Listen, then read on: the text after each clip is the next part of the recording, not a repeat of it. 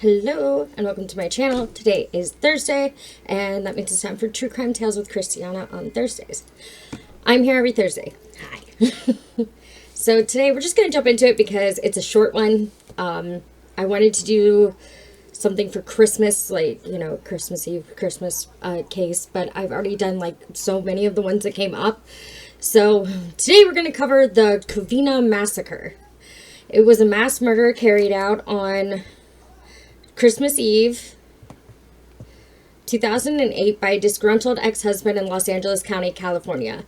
Bruce Jeffrey Pardo, 45, wearing a Santa suit, entered a property belonging to his former in-laws in Covina and killed 9 people by shooting or by arson from the fire he started. Pardo was later found dead from a self-inflicted gunshot at his brother's residence in the early hours of Christmas Day. Police speculated that Pardo's divorce, which had been finalized only 1 week before the killings, was a factor in why Pardo had decided to kill his ex-wife and her relatives.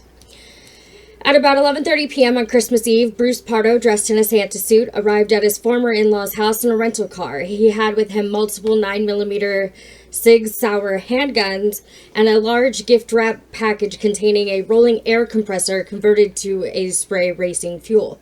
When he knocked on the door and his 8-year-old niece answered, Pardo pulled out the handguns and immediately shot, wounding her. He then fired indiscriminately at fleeing partygoers. After opening fire with the handguns, Pardo unwrapped the package containing the compressor and sprayed fuel around the interior of the home. Police believe the fire was intended to be ignited with a flare, but when the fuel contacted an open flame in the house, there was an explosion. Between the gunfire and flames, a total of 9 family members were killed and 3 were injured. One of the survivors made it to a neighbor's house where she called police and identified Pardo as the likely suspect. Pardo had apparently planned a detailed escape. He had rented multiple vehicles and parked one near the house of his ex-wife's divorce attorney, full of supplies and maps of the Southwest and Mexico. Police speculated that the attorney probably was also a target. Pardo had also made plans to visit a friend in Iowa and had purchased a Christmas morning plane ticket from Los Angeles to Moline, Illinois. He was also carrying cash strapped to his body. However, the explosion and fire had left Pardo with third-degree burns on both his arms and legs. After setting the home on fire, Pardo changed out of the Santa suit and drove to his brother's house in Silamar? I hope I said that right, where he was later found dead from a self-inflicted gunshot wound. His brother was not present in the home at the time of Pardo's death. So, it was his brother's house. I don't know if maybe like he had a key or what, but I guess his brother and his brother's family was not there, which is probably a good thing because it's really like speculatory, but like they probably wouldn't have been safe if they were home, because witnesses, I don't know. I don't know. But him and his brother's family were not there. Pardo's rental car, parked 1 block from his brother's house, contained remnants of a Santa suit, booby traps so that moving the suit would trigger a fire and set off 200 rounds of ammunition. Sounds like he did a lot of research on how to do this, like how to build a booby trap for dummies. But yeah, that to me is pretty impressive.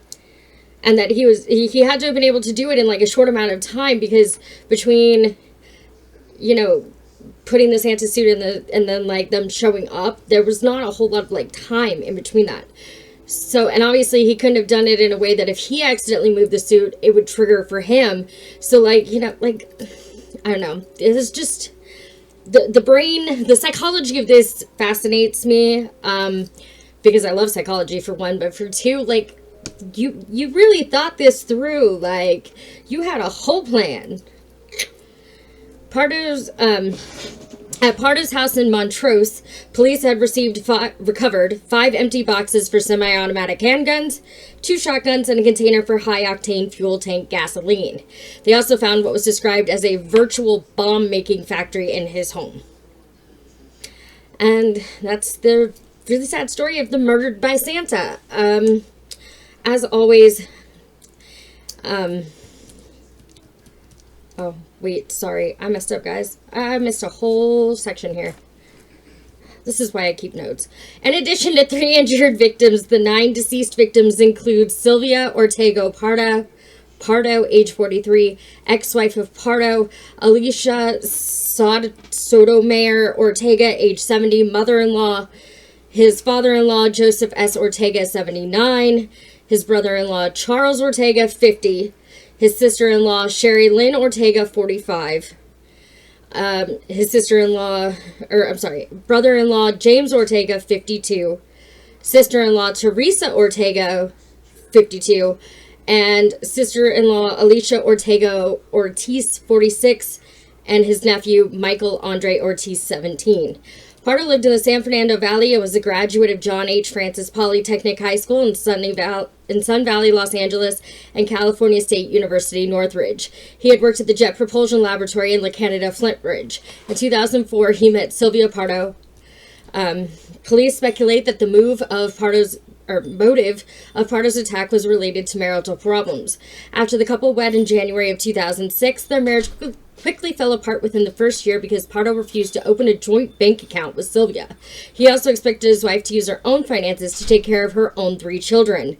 There is some speculation that the divorce may have also been caused by Pardo concealing a child from a previous relationship for which he did not pay child or spousal support. In June 2008, a divorce court ordered Pardo to pay $1,785 a month in spousal support. During the divorce proceedings, Pardo confided to a friend that his wife was taking him to the cleaners. In July, Pardo, who had no criminal record or history of violence, was fired from his job as an electrical engineer at ITT Corporation Electronic Systems Radar Systems for billing false hours. The divorce court suspended the support payments due to financial hardship. However, as part of this divorce settlement, Pardo was required to pay his ex-wife $10,000, and she was permitted to keep her wedding ring and family dog. Pardo complained to the court that Sylvia was living with her parents, not paying rent, and had spent lavishly on a luxury car, gambling trips to Las Vegas, meals at expensive restaurants, massages, and golf lessons. Pardo and Sylvia finalized their divorce a week prior to the attack.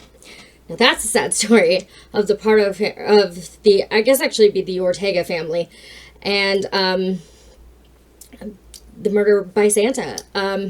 Sorry, I missed that whole section on here. This is why I have notes in front of me to read.